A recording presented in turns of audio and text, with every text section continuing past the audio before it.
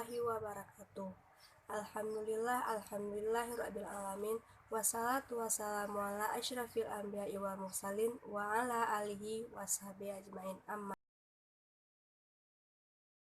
ba'du.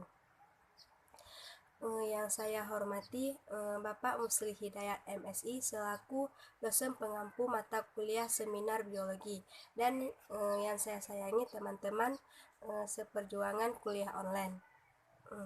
Di sini saya akan mempresentasikan hasil proposal saya yang berjudul Pengaruh Lingkungan sebagai Sumber Belajar terhadap Hasil Belajar pada Materi Keanekaragaman Hayati kelas 10 SMA Negeri 1 Darul Makmur. Nah, yang pertama ada pendahuluan. Di pendahuluan terdapat beberapa aspek: latar belakang, rumusan masalah, tujuan penelitian, manfaat penelitian, dan definisi operasional. Yang pertama ada latar belakang. Sumber pembelajaran adalah bentuk, bahan atau materi yang dapat dijadikan sumber belajar. Sumber belajar adalah sarana atau fasilitas pendidikan yang merupakan komponen dalam proses pembelajaran di sekolah. Dalam melaksanakan kegiatan belajar mengajar, seharusnya guru memanfaatkan sumber belajar yang ada di sekitar, karena pemanfaatan sumber belajar merupakan hal yang sangat penting dalam konteks belajar mengajar. Karena memanfaatkan sumber belajar dapat membantu dan memberikan pembelajaran yang nyata kepada peserta didik. Nah, selanjutnya ada lingkungan. Lingkungan merupakan salah satu sumber belajar yang dekat dan mudah untuk dimanfaatkan oleh tenaga pendidik. Lingkungan adalah contoh nyata dalam sebuah pembelajaran, terutama pembelajaran sains. Lingkungan dapat mengenalkan secara langsung kepada peserta didik mengenai fenomena, bentuk, gerak, sehingga peserta didik memperoleh contoh yang konkret dalam proses pembelajaran. Salah satu lingkungan yang dapat dimanfaatkan sebagai sumber belajar adalah lingkungan sekolah. Selanjutnya ada hasil belajar. Hasil belajar merupakan output nilai yang berbentuk angka atau huruf yang didapat oleh siswa setelah menerima materi pembelajaran melalui sebuah tes atau ujian yang disampaikan oleh guru. Nah, berdasarkan hasil observasi yang saya lakukan di SMA Negeri 1 Darul Makmur, terdapat banyak permasalahan yang dihadapi oleh siswa pada mata pelajaran biologi, sehingga mereka sulit dalam berpikir, sulit meningkatkan hasil belajar, karena guru masih menggunakan paradigma lama, yaitu menggunakan metode ceramah. Guru menggunakan metode ceramah selama pembelajaran biologi berlangsung. Ketika pelajaran biologi berlangsung, siswa hanya duduk diam, mendengar, mencatat, dan menghafal, sehingga kegiatan belajar mengajar menjadi tidak menyenangkan dan kurang menarik perhatian siswa. Ketika guru siap selesai menjelaskan, hampir tidak ada siswa yang mengajukan pertanyaan. Kalaupun ada yang mengajukan pertanyaan, siswa masih mengajukan pertanyaan dalam tingkat kognitif yang rendah, dan siswa mengalami kesulitan dalam merumuskan masalah, menyusun hipotesa, serta menarik kesimpulan, dan menyebabkan kemampuan berpikir tingkat tinggi dalam pelajaran biologi rendah. Terbukti dari siswa yang mencapai nilai KKN hanya sebagian kecil saja. Dari 5 siswa yang hanya mencapai 5 KKN, hanya 15 siswa, sedangkan yang lainnya mengikuti remedial. Pembelajaran biologi di SMA seharusnya menjadi pembelajaran yang sangat menarik dan menyenangkan bagi siswa.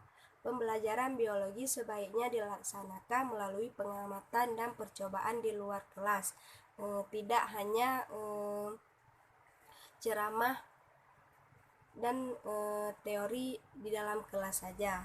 Melalui pengamatan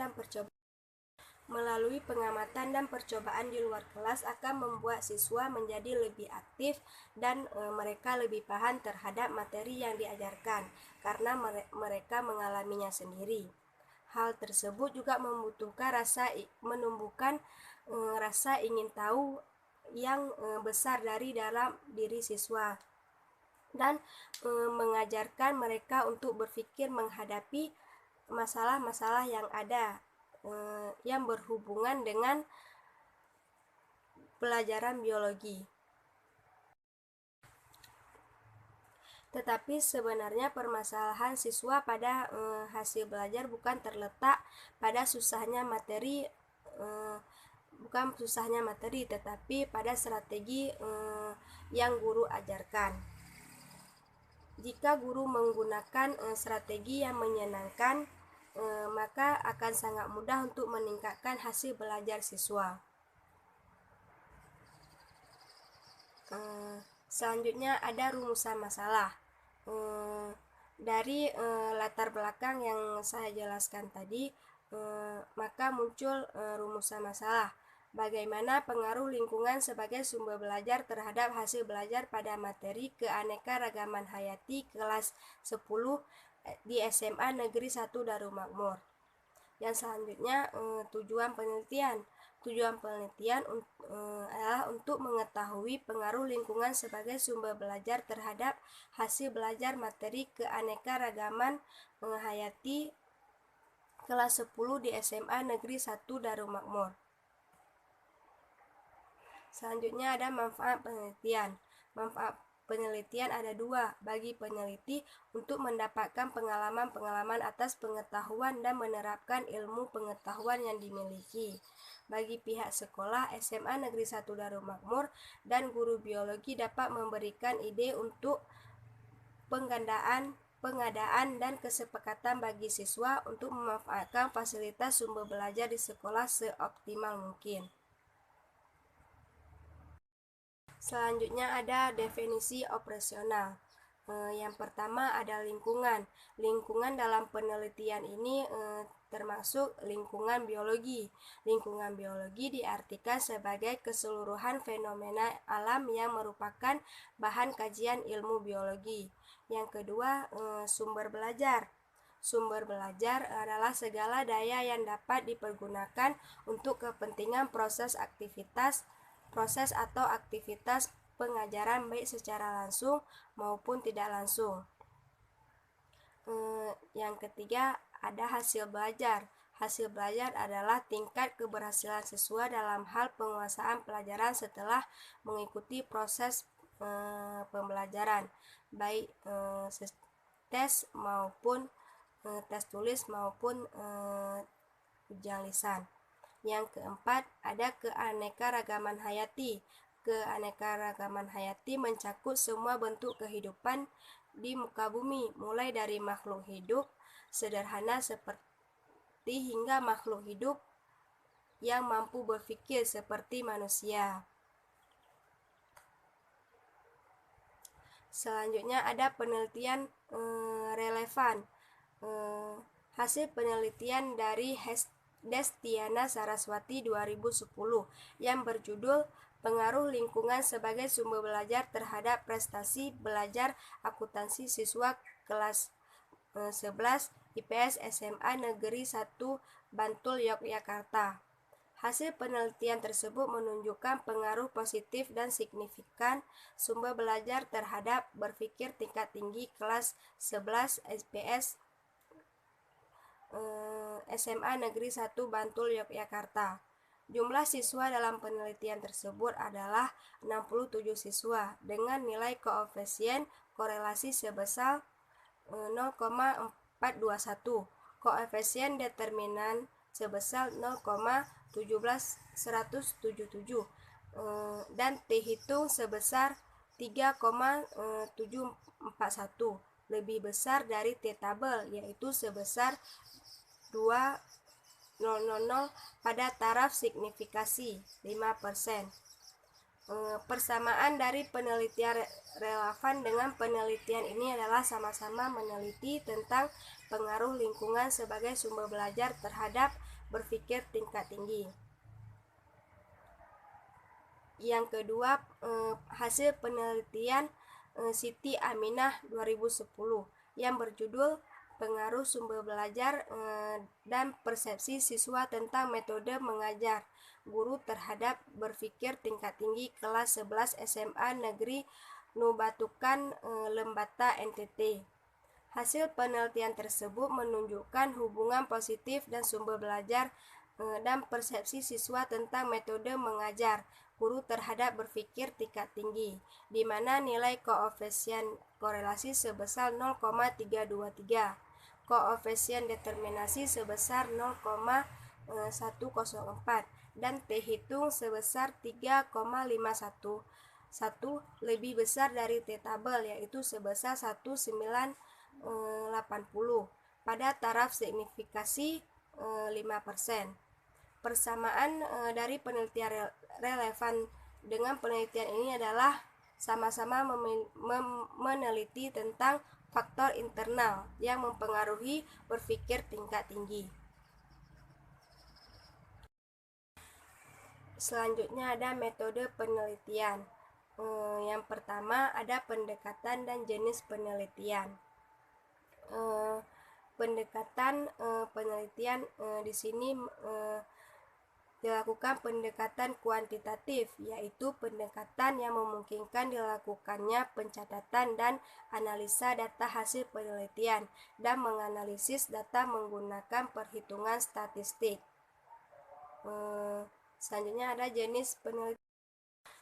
Jenis penelitian pada penelitian ini adalah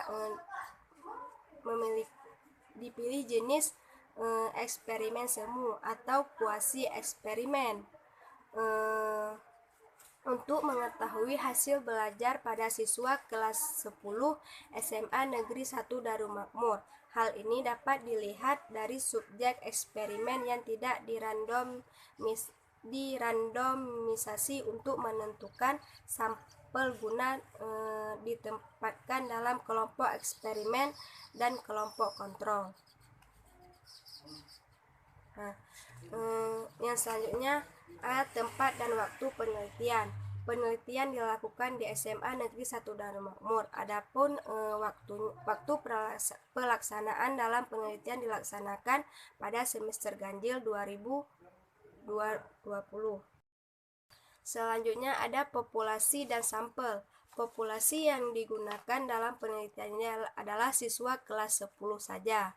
Sampel dalam penelitian ini yang terdiri dari kelas 10.1 sebanyak 23 siswa sebagai kelas eksperimen dan 10.2 sebanyak 22 siswa sebagai kontrol. Selanjutnya ada instrumen penelitian. Instrumen penelitian ada dua, lembar observasi dan lembar tes. Lembar observasi maksudnya adalah adalah alat bantu yang digunakan dalam pengumpulan data-data melalui pengamatan dan pencatatan yang sistematis terhadap berbagai hal tentang keadaan objek penelitian.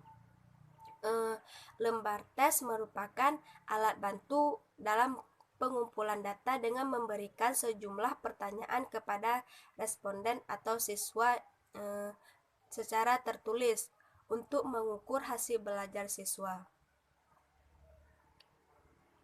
Selanjutnya ada teknik analisis data. Analisis dalam penelitian merupakan bagian penting dalam suatu proses penelitian, karena dengan analisis inilah data yang ada akan tampak manfaatnya, terutama dalam memecahkan masalah penelitian dan mencapai tujuan akhir penelitian. Penganalisa data dalam penelitian ini menggunakan teknik kuantitatif.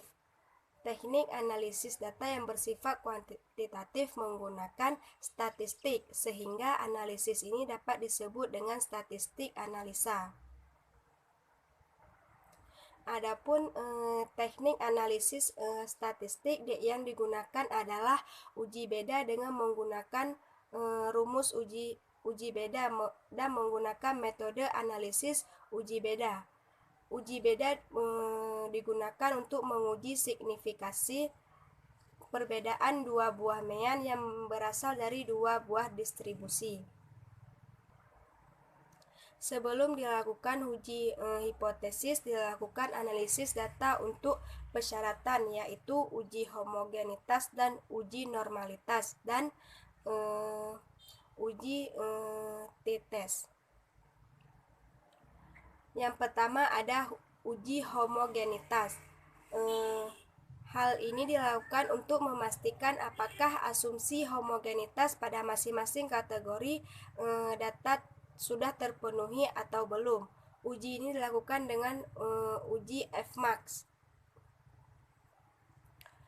Yang kedua, uji normalitas. Uji normalitas ini digunakan untuk mengetahui data yang akan dianalisis berdistribusi normal atau tidak. Yang ketiga ada uji t-test. Analisis data yang selanjutnya adalah analisis data yang nilai post-test yang digunakan untuk mengetahui hasil belajar peserta didik antara kelas eksperimen dan kelas kontrol. Analisis data yang digunakan untuk mengetahui perbedaan hasil belajar siswa adalah dengan statistik parametrik, dengan analisis uji T untuk sampel yang berkolerasi.